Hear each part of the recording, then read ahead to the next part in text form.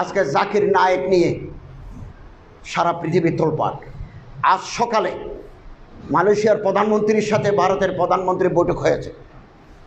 বৈঠকের এক পর্যায়ে নরেন্দ্র মোদী মালয়েশিয়ার প্রধানমন্ত্রীকে বলেছেন, আমার একটা মোস্ট ওয়ান্টেড পারসন আপনার দেশে আছে, আপনি তারে ফেরত দেন, আমি তারে বিচারের মুখোমুখি করব। আমাদের ইমান, আমাদের উখুওয়াত, আমাদের বারাদরি পানি হয়ে গেল দুনিয়ায়। এক ব্যক্তিকে একটা প্রেসিডেন্ট, প্রধানমন্ত্রী বলে যে আপনি ফেরত দেন। এখন ভারতে ওনার নাগরিকত্ব নাই, ওনার সমস্ত সম্পত্তি বাজেয়াপ্ত, ওনার মালয়েশিয়ার কোনো কথা বলতে পারবেন না। রেডিওতে, টেলিভিশনে, জনসভায়, সেমিনারে কোনো কথা বলা যাবে না। কেবল ঘরের ভিতরে থাকবেন, খাবেন। বেরও করে দিতে পারে, তার আরপি বাতিল হয়ে যেতে পারে। কানাডায় ওনারা ভিসা দিচ্ছে না, ইংল্যান্ড ভিসা দিচ্ছে না, সৌদি আরব থেকে বের করে দিয়েছে।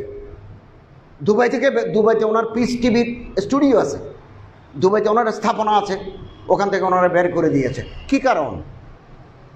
কারণটা কি? উনি আহলে হাদিস, উনি ইহুদির এজেন্ট, উনি খ্রিস্টানের দালাল, উনি জঙ্গি, উনি টাইপো দেন, শার্ট গায়ে দেন। এগুলো হচ্ছে স্থূল কথা। যাদের দিমাগ মোটা তারা একথা বলে থাকে মাত্র। কেন জাকির নায়েক সারা বিশ্বের জন্য আজকে চ্যালেঞ্জ হলো? কেন? পিছনে অন্য কারণ আছে। এই কারণের পিছনে কেউ নাই। বড় বড় কিতাব লিখেছি, ইহুদির দালাল, জাকির নায়েক, এ সমস্ত কথা আমরা বলেছি। হক কথা বলার লোক নাই। জাকির নায়েক তাকাবুলে আদিয়ানের মাহের, scholar on comparative study of religion, বিভিন্ন ধর্মের উপরে তার পড়াশোনা আছে, যেটা আমার নাই, আপনার নাই। হিন্দু ধর্মের ভিতরে কি আছে, মনুতে কি আছে, শ্রীমদ্ ভগবতে কি আছে, রামায়ণের ভিতরে কি আছে, কোন পৃষ্ঠায় কি আছে, Gospel, Talmud, New Testament, Old টেস্টামেন্টে কি আছে উনি জানেন। কোরআন শরীফের উপরে ওনার একটা অবুর আছে, আহাদিসে নববিয়ার ভিতরে ওনার একটা দখল আছে। উনি যদিও বা বাকায়দা আলেম নন, মাদ্রাসায় পড়ে কোনো সনদ ইয়াফতা নন, কিন্তু পড়াশুনো আছে। কিন্তু উনি ফকি নন, মুফতি নন, উনি ডাক্তার, ইংরেজি শিক্ষিত লোক, কিন্তু এই ফিল্ডে উনি মেহনত করেছেন। উনি যখন বক্তৃতা দেন ইসলামের উপরে, গায়রে মুসলিমদের 30টা অভিযোগ আছে। এই অভিযোগে 30টার বেশি নয়, উনি 30টার জবাব আছে ওনার। ফলে উনি যখন কোথাও কোনো বক্তৃতা করেন, কেউ এতারাজগুলো তুলে ধরে তিফলে মক্তবের মধ্যে তিনি জবাব দেন। মক্তবের বাচ্চাদের যেভাবে মানুষ শিখায়, এভাবে তিনি জবাব দেন। এবং তিনি সর্বশেষ ভারতের গভর্নমেন্ট খেপে যাওয়ার কারণ হচ্ছে, এখন তো হিন্দুত্ববাদী সরকার। ভারত এখন নতুন সংবিধানের সংশোধন করে বলা হয়েছে, পৃথিবীর কোনো দেশের কোনো হিন্দু যদি নির্যাতিত হয়, এই নির্যাতনের যদি দলিল থাকে, ভারত তাকে নাগরিকত্ব দেবে। পৃথিবীর যে কোনো জায়গায় কোনো হিন্দু যদি অত্যাচারিত হয়, এটা যে ডকুমেন্ট থাকে, তাহলে ভারত তাকে নাগরিকত্ব দেবে। এই জাকির নায়েক সাহেব বলছেন হিন্দু ধর্ম বিকৃত হয়ে গেছে, হিন্দু ধর্মের মূর্তি পূজা নাই, কোথায় আছে দেখাও।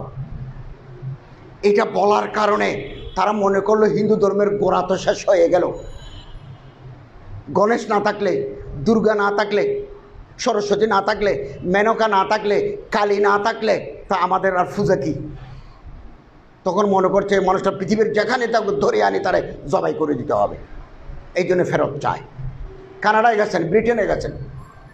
ব্রিটেনে তিনি বক্তৃতা করেছেন 2টা, ইংল্যান্ডে করেছেন, কানাডায় করেছেন 2টা।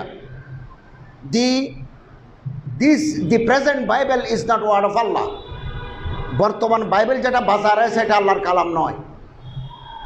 আল্লাহর কালাম এগুলো বিকৃত হয়ে গেছে, ডিস্টোর্টেড। এখন যেটা বাইবেল আছে, এটা সেন্ট পলের লেখা। এই দলিল। যারা বাইবেল লিখেছেন তারা একজনও হযরত ঈসা আলাইহিস সালামকে দেখেন নাই। ঈসা আলাইহিস সালাম 40 বছর বয়সে মারা গেছেন, 27 বছর পর্যন্ত ওনার জীবনের কোনো কাহিনী নেই। তো ওনার এগুলো লিখলো কে? এই সমস্ত 1 নম্বর দলিল, 2 নম্বর দলিল, 3 নম্বর দলিল জন্য প্রমাণ।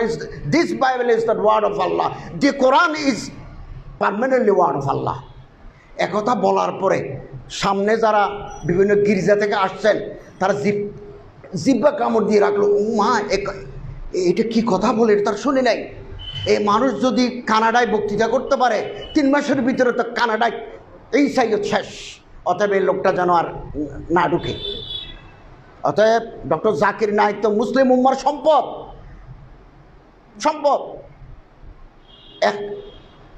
ইত্তেহাদ মাল ইখতিলাফ, ইত্তেফাক মাল ইখতিলাফ। ওনার সাথে আমাদের উনি এক নশিস্তে 3 তালাক দিলে 1 তালাক বিশ্বাস করেন, আমি এটা মানি না। 3 তালাক দিলে 3 তালাক ওয়াকে হবে, এরকম ফিকহি বহু মাসাইলের সাথে আমাদের অনেকের একতলাপ আছে। কিন্তু তার যে অবস্থান, তার যে বাইনুল আখওয়ামি খেদমাত, এটাকে আমি মাটি করে দিতে পারি না। আমার কাছে মজবুত কবি দলিল না থাকা পর্যন্ত আমি কোনো মানুষকে ইহুদির দালাল বলতে পারি না।